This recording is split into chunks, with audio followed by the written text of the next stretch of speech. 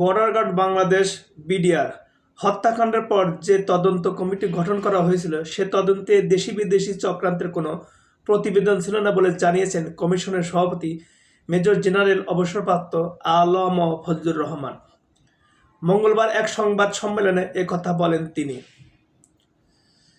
বলেন, বিডিআর হত্যাকাণ্ডের পূর্ববর্তী তদন্ত পর্যালোচনা করা হবে, প্রয়োজনে শেখ হাসিনা সহ অন্যদের বক্তব্য নেওয়ার চেষ্টা করা হবে।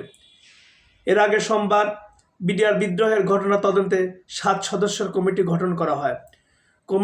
কমিশনের প্রধান করা হয়েছে বিজিবির তৎকালীন বিডিআর সাবেক মহাপরিচালক ALM ফজলুর রহমানকে।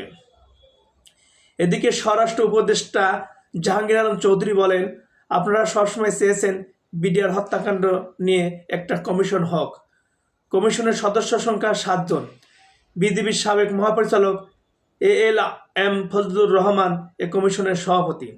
তার সঙ্গে আরও থাকবেন সামরিক বাহিনীর 2 জন সদস্য, সিভিল সার্ভিসের 1 জন, ঢাকা বিশ্ববিদ্যালয়ের 1 জন শিক্ষক, জগন্নাথ বিশ্ববিদ্যালয়ের 1 জন শিক্ষক ও পুলিশের 1 জন ঊর্ধ্বতন কর্মকর্তা।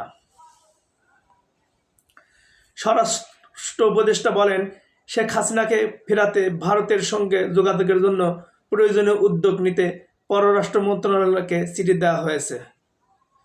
বন্দী প্রত্যার্পণ চুক্তি অনুযায়ী তাকে ফেরানো যাবে।